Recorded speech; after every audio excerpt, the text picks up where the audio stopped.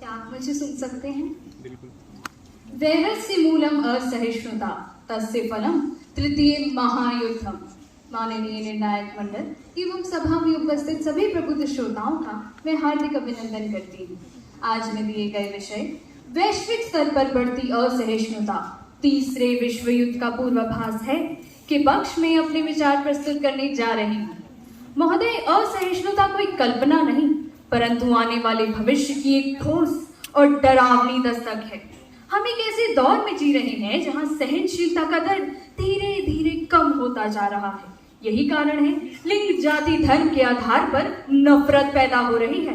आज हर कोई अपने आप को सही और दूसरे के अस्तित्व को नकारने में लगा है। प्यू रिसर्च सेंटर 2023 की रिपोर्ट बताती है कि विश्व में 190 में से 80 देश धार्मिक एवं सामाजिक असहिष्णुता को बढ़ावा दे रहे हैं। तो वहीं यूनेस्को 2023 की एक रिपोर्ट बताती है कि विश्व में साइबर बुलिंग, साइबर ट्रोलिंग एवं धर्म, जाति, लिंग के आधार पर हेट चैट 350% तक बढ़ चुका है। महोदय, ये दर्शाता है कि अब युद्ध मात्र सीमा पर नहीं परंतु मोबाइल स्क्रीन पर भी लड़ा जा रहा है। यूक्रेन, भारत आदि ऐसे अन्य लोकतंत्र हैं जहां राजनीतिक मतभेद अब मुठभेड़ में बदल चुके हैं। यूक्रेन और रूस के मध्य जो युद्ध हो रहा है ये मात्र दो देशों की लड़ाई नहीं परंतु पूरे विश्व को दो ध्रुवों में बांटने की शुरुआत है। यूक्रेन की नाटो एवं पश्चिमी विचारधारा को रूस एक वैचारिक चुनौती मानता है। ये युद्ध अब मात्र भू राजनीतिक नहीं परंतु राजनीतिक एवं वैचारिक असहिष्णुता का उदाहरण बन चुका है।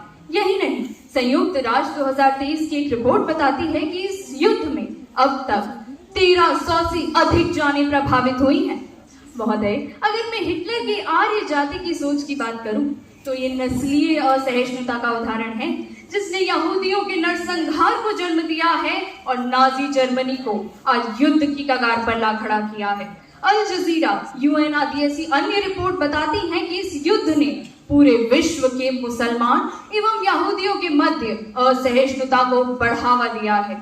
महोदय, यदि मैं भारत और पाकिस्तान के युद्ध की बात करूं तो पाकिस्तान के जनरल असीम मुनीर का कहना है कि हम हिंदुओं से अलग हैं और हमारी जंग वैचारिक है।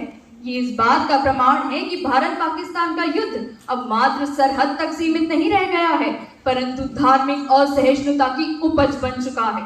उदाहरणार्थ, पहलगाम हमला, पुलवामा हमला आदि ऐसे अन्य युद्ध हुए जिन्होंने दोनों देशों को युद्ध के मुहाने पर ला खड़ा किया है। रक्षा मंत्रालय की एक रिपोर्ट बताती है कि इस युद्ध में 13,000 से अधिक बार गोलाबारी की गई। महोदय, सवाल ये नहीं है कि तीसरा विश्व युद्ध होगा या नहीं, सवाल ये है कि क्या हम उसकी आहट सुन पा रहे हैं। जब हर देश अपने आप को सर्वश्रेष्ठ मानेगा, जब वैचारिक टकराव होगा और जब संवाद विवाद का रूप ले लेंगे तो निश्चित है इंसानियत खतरे में है। और मैं दृढ़ता से मानती हूँ कि असहिष्णुता मात्र एक सोच नहीं परंतु आने वाले भविष्य की एक त्रासदी है और यदि हम अभी चुप रहे तो आने वाले समय में मात्र राख और पछतावा बचेगा।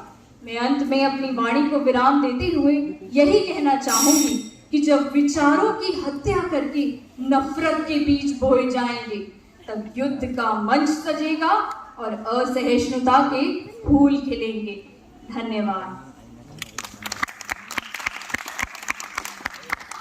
वक्ता के समक्ष रख सकते हैं।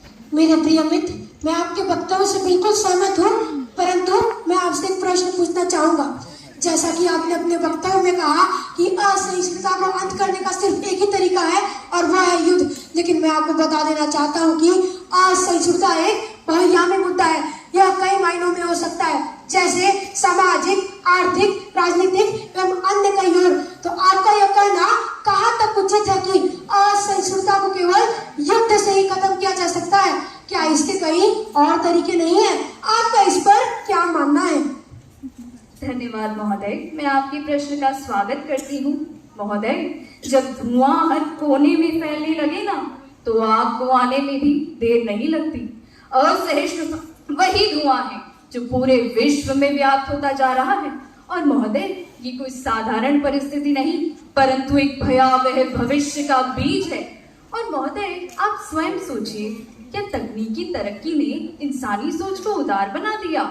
नहीं महोदय, क्या G20 संयुक्त राष्ट्र आदि ऐसे अन्य संगठन गाजा, सीरिया, यूक्रेन को बचा पाए? नहीं महोदय, तीसरे विश्व युद्ध का पूर्वाभास कोई डर नहीं, परंतु ये चेतावनी है। आज हम एक ऐसे दौर में जी रहे हैं जहां राष्ट्रवाद कट्टरता में बदलता जा रहा है और संवाद विवाद का रूप ले रहे हैं। ऐसे में यदि धर्म और सहिष्णुता की रक्षा नहीं की गई तो वो दिन दूर नहीं जब तीसरा विश्व युद्ध बहुत निकट होगा। और महोदय, मैं यही कहूंगी, विनाश काले विपरीत बुद्धि।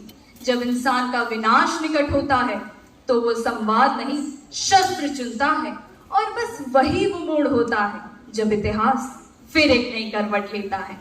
तो जैसा कि आपके इस प्रश्न की पुष्टि मैं पहले भी अपने कथन में कर चुकी हूँ, मुझे आशा है आप मेरे उत्तर से संतुष्ट होंगे।